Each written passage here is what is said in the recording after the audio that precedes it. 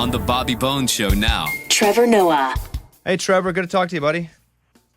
Hey, what's going on? How are you? Hey, good. I have some questions. Trevor is hosting the Grammys for the second time. It's this Sunday night, and I hope everybody watches it. It's obviously the biggest music show in the whole wide world on CBS at 8, 7 Central. Now, my questions, kind of behind-the-scenes stuff at the Grammys is, with you being on television in many ways, The Daily Show, obviously, is there a different level of nerves when you're hosting something so prominent?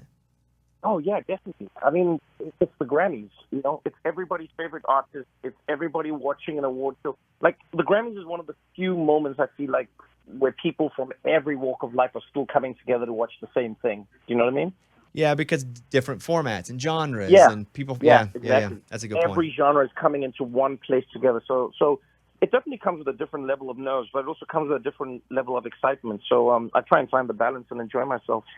Did you last year know in advance of any single winner? Like, did you get any insight? And you didn't say anything, but did you know?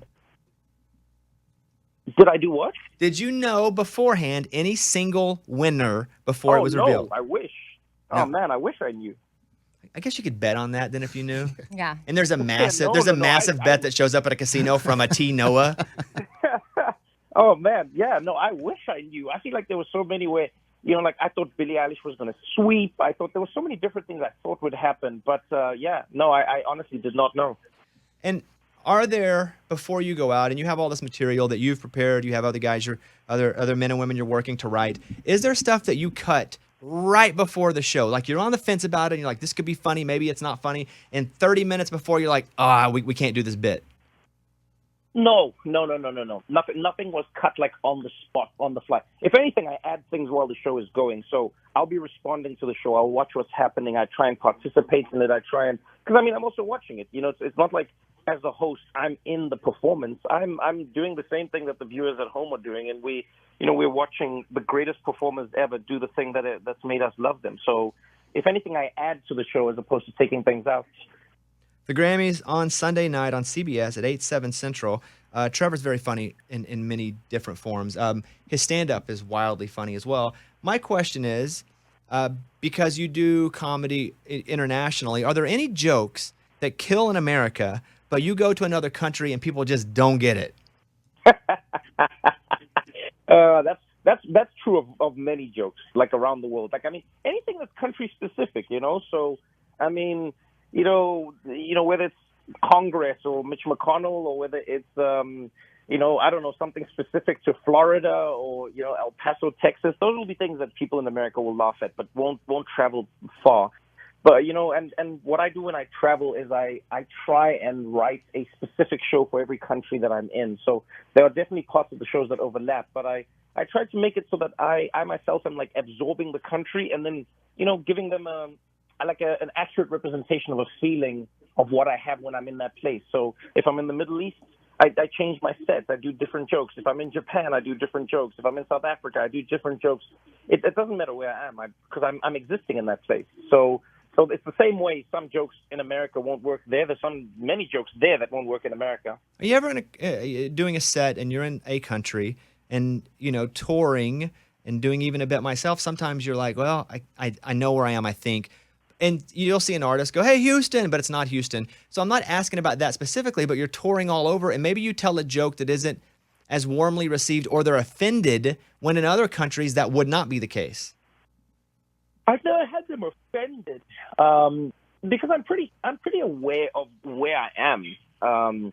But I've definitely had jokes that maybe the people don't get. They don't hit as hard because you're in a different place, definitely. But no, as for offense, I think one of the great things about stand-up comedy, especially in its raw format, when you're in a room with people, is that 99 times out of 100, people understand the context of the conversation you're having with them. Sometimes I think that gets lost online on social media when people aren't in the room with the comedian. And so with context, any conversation can be had without offense. Without context, that's where all the trouble comes in.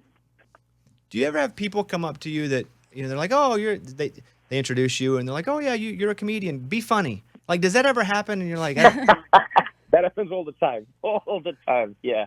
It's one of the gifts and curses of being a comedian is people think you're just like a little like one of those wind-up monkeys that people can just come and like get a little performance out of in the streets. But I take it in my stride because I understand what a lot of people are saying is, hey, I know you to be a funny person.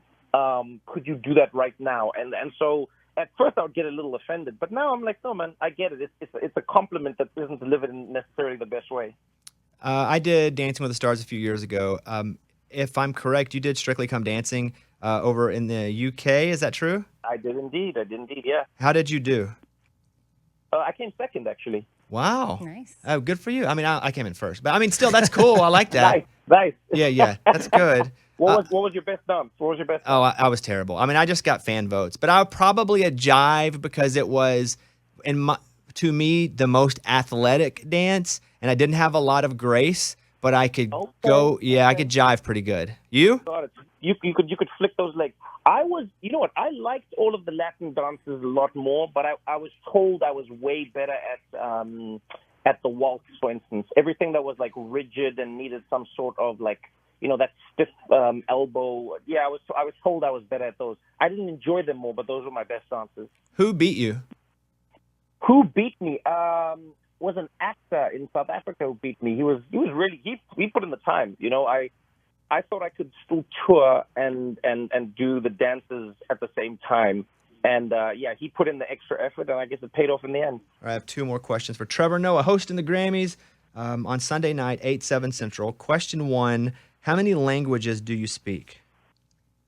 I feel like now after the pandemic, I speak 5 only. I think maybe even 4 now. I've gotten so bad. Like my German has slipped, but I can speak 6. I can, and when I speak to people, when I go back to like a different country, I can get back into the language. So going back to South Africa, I've started brushing up on my languages. I haven't been to like parts of Europe to brush up on other languages, but I can speak 6. This is my follow-up, not my second question. What language do you dream in right now, and do you ever dream in other languages? I've always wanted to dream in another language, but I always dream in English. However, there are many characters in my dream who don't speak English. So I don't know what that counts as. Yeah, I'll have random people speaking different languages to me in the dream, but I always dream in English, I think. That's like when I put on my VR headset and I go into these rooms and people are speaking. It's basically his dream. Yeah. That's me talking to these people in these chat rooms. All right, Trevor Noah, appreciate you talking about that, and hope you have a great day. Trevor will be hosting the Grammys on Sunday night. Please watch. Him and I are dear friends. I would never met. But for the sake of this interview, we couldn't be closer. And Trevor, have a great day, man. Talk to you soon. Thank you so much. All right, bye-bye. Eddie, by the way, anyone who's danced is automatically friends, so we're best friends. Fair enough. All right, Trevor Noah.